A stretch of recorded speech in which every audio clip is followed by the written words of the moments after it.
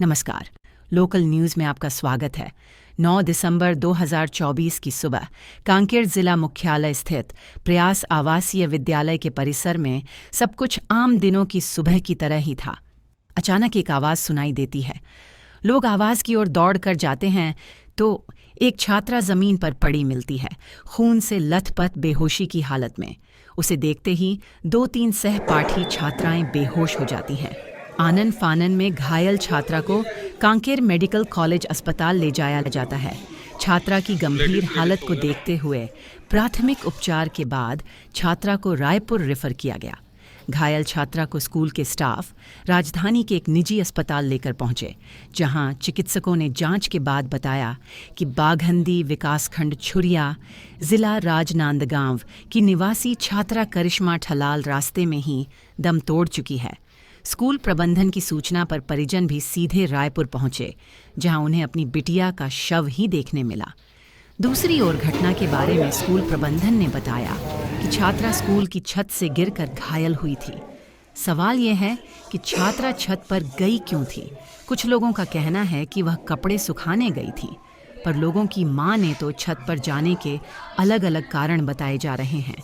School प्रबंधन के विरोधाभासी बयानों से भी मामला जटिल हो गया है।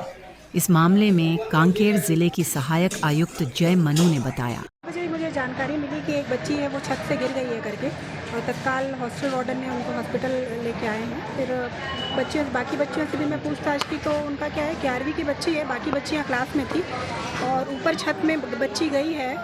हालांकि डोर बंद रहता है, साफ़ सफाई के काम से आज खोले हुए थे और वहाँ पे वो गिर गई है कि क्या हुआ है कुछ हम लोग को पता नहीं चल पाया है। अब वो बच्ची से बातचीत होने से ही क्लियर होगा कि क्या मामला है। अभी बच्ची की क्या है? अभी यहाँ पे तो डॉक्टर ने बोला कि ठीक है, बट चूँकि इंटरनल अगर कुछ कंडीशन बिगड़ सकती है तो उनको रायपुर रेफर कराया है। 3-4 बच्चियाँ देखें तो थोड़ा सा डर गई हैं, छोटी बच्चियाँ हैं तो थोड़ा सा घबराहट हो रही थी। ये बच्ची थोड़ी ज़्यादा ही घबरा रही थी तो इसको हॉस्पिटल लेके आए हैं, एक बार चेकअप करा लेंगे ऐसा कर। हाँ, वो एकदम स्टेबल है। बाकी बच्चियाँ क्लास में भी हाँ जी काउंसलिंग की जाती है। हमारे यहाँ पे एक श्री रम्या कौशिक करके एक मैडम है जो यूनिसेफ की तरफ से अपॉइंट हैं, जो बच्चों के साथ में रेगुलर कंसल्टेंसी करती हैं। तो उनसे भी एक बार मैं चर्चा करूंगी, अगर उनसे कभी बात हुई होगी तो वो बता पाएंगे। नहीं देखिए, मैं 11वीं के बच्चे से सारी बच्चियों से बात किया है मैंने, किसी भी बच्ची ने उसका कोई निगेटिव फीडबैक नहीं दिया। बोले मैडम कल शाम तक एकदम ठीक थी, हम लोगों के साथ थी और सुबह हमारे क्लास में हम लोग आए, वो नहीं आई थी क्लास में, शायद अभी नहीं बता पा रही हैं वो भी। अब उनसे बात करने से ही पता चलेगा। घटना के बाद कांकेर विधायक आसाराम नेताम ने भी घटनास्थल का निरीक्षण किया, स्टाफ से जानकारी ली और स्कूल की छात्राओं से चर्चा भी।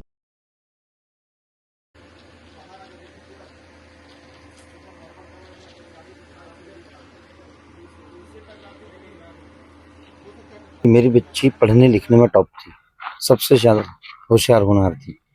और जब स्कूल प्रबंधन का मैं देख रहा हूँ, उन्होंने जो मतलब एफआईआर दर्ज किया या जो समिति जांच समिति गठित किया है, उनका गोलमोल जवाब है, उनका अभी तक कोई रिएक्शन नहीं हुआ है। और मैं ये लिखित देने के लिए आया आवेदन कि मेरी बेटी की जो हत्या की है उन दोषियों पर कार्रवाई हो। मेरी बेटी की हत्या की गई, आत्महत्या का ये नाम दे रहे हैं, मेरी बेटी को कलंक नहीं चाहिए। आपको क्या सूचना मिली थी, क्या घटना हुई है, कल किसका फोन आया, क्या बताया गया था? उन्होंने मेरे को वहाँ वार्डन मैडम को फोन आया कि आपकी बच्ची छत से गिर गई है, आप कांकेर आ जाइए। 20 मिनट बाद फिर फोन आया कि यहाँ से रायपुर रेफर कर दिया गया है, आप रायपुर आइए। तो मैं रायपुर निकल, मेरे पहुँचने से पूर्व ही मेरी बेटी की डेथ हो चुकी थी। क्या कुछ विवाद था आपकी बेटी का किसी के साथ? 2 बच्चियों के साथ में अनबन चल रही थी, उसमें एक भूमिका तिवारी नाम की लड़की थी और एक रेशमा यादव। वो दोनों बच्चियाँ उससे बहुत टॉर्चर करती थी। किस बात का विवाद था, क्या बताया? वो बच्चियों की आदत आचरण सही नहीं थी, वो मेरे बच्चे को पसंद नहीं आया था। तो उन्होंने उनके साथ रहना पसंद नहीं किया। वो वार्डन मैडम को शिकायत भी की थी। उसके बाद उन्होंने अपना रूम भी चेंज कर दिया, तो दूसरे बच्चियों के साथ रह रही थी, तो उनको उसका रहना पसंद नहीं आ रहा था। बच्ची ने पहले भी कभी आपको? जी, मेरे को एक बार बताया था, अपनी मम्मी को बताई थी, वार्डन मैडम को भी बताई थी। अभी आप क्या चाह रहे हैं? मैं सर उच्च स्तरीय में जांच चाहता हूं, और यदि जांच नहीं हुई तो मैं चक्का जाम करवा दूंगा। पूरे अभी समाज दोस्तों के साथ में आए हूँ यहाँ पर, और उसके बाद फिर मैं नेशनल हाईवे जाम करवा दूंगा। इस पूरी घटना पर संज्ञान लेते हुए जिला कलेक्टर नीलेश महादेव क्षीर सागर ने बताया, उसमें एक थोड़ा अनफॉर्चुनेट इंसिडेंट हमारे प्रयास के छात्रावास में हुआ है। इसके लिए हमने एक जांच समिति गठित की है अभी पोस्टमार्टम्स रिपोर्ट आना भी बाकी है, तो इस घटना के बारे में अभी हम ज़्यादा तो नहीं बता पाएंगे, लेकिन विस्तृत जांच इसकी की जाएगी और उसमें अगर किसी तरह के कोई दोषी पाए जाते हैं तो उसमें हम कार्रवाई भी करेंगे। उसके साथ पढ़ने वाली 2 बच्चियां थी जो क्लासमेट थी और लेकिन टॉर्चर करने का प्रयास उसको किया जाता था। ये सभी होते समय उस बच्ची ने अपने माता को, पापा को और माननीय अधीक्षक महोदय को इसके बारे में जानकारी दी गई थी, लेकिन जब स्कूल चालू थी, छुट्टी का बोला जाता है तो ड्रेस में कैसे थी, अगर ड्रेस में थी तो छुट्टी नहीं थी, पैरा फीट 3 फीट की थी तो बच्ची वहां से गिर कैसे सकती है, ये सुसाइड नहीं हो सकता। उसका मर्डर किया गया और ये मर्डर के लिए वो संस्था जहां से वो पढ़ रही है उसके अधीक्षक और सभी पढ़ाने वाले सब भी स्टाफ उसके जवाबदार है।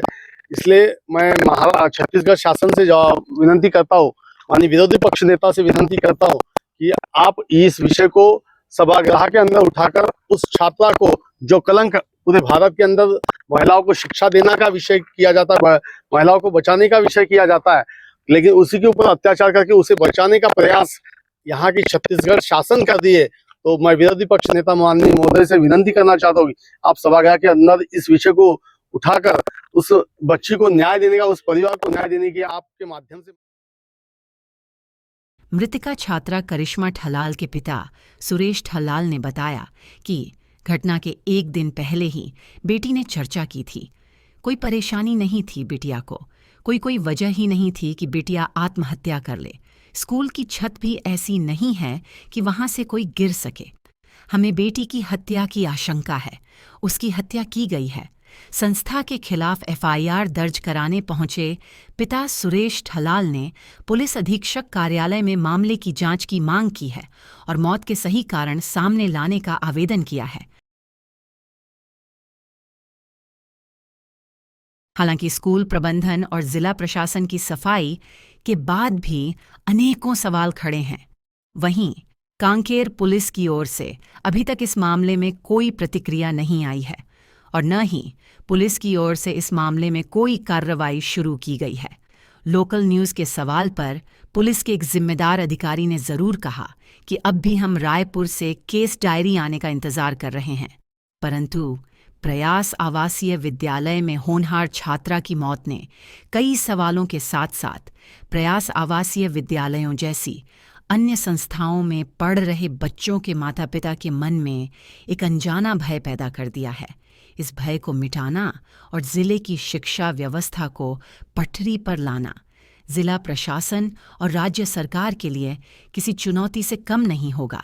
तो कल फिर मिलेंगे किसी दूसरी खबर के साथ।